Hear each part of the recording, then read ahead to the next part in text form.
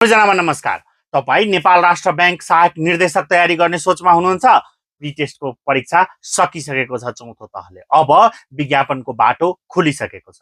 साउन र भदौमा हुने नेपाल राष्ट्र बैंकको विज्ञापन रोकेको कारण भनेको त्यही प्रिटेस्ट थियो। त्यसले गर्दा अब चाहिँ चाँडै विज्ञापन हुन्छ। यदि नतिजा 10 देखि 15 दिनमै भयो भने कार्तिकको अन्तिम शुक्रबार नै विज्ञापन हुन सक्छ र विज्ञापन पहिलो पटक नेपाल राष्ट्र बैंककै आउला र विज्ञापन आइसकेपछि छैटौं तहको प्रिटेस्ट हुने भएकोले तपाईले बढीमा 2 महिना प्रिटेस्टलाई र त्यसपछि 22 देखि 25 दिन रिटन पेपरलाई पाउनुहुन्छ। नेपाल राष्ट्र बैंकमा 4 वटा पेपर रहेको छ।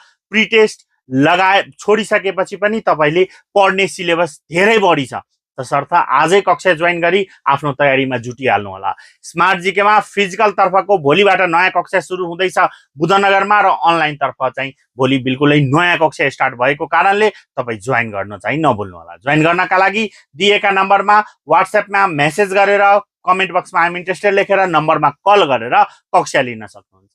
कक्षा नेपाली र अंग्रेजी दुवै मिडियममा हुन्छ। तपाईले मोक एक्जाम पाउनुहुनेछ, फिडब्याक पाउनुहुनेछ, पीडीएफ नोट दुवै मिडियममा पाउनुहुने भएकोले आजै कक्षा जोइन गरी आफ्नो तयारीलाई अब्बल बनाउनु होला भन्दै बिदा लिन चाहन्छु। हस्त धन्यवाद।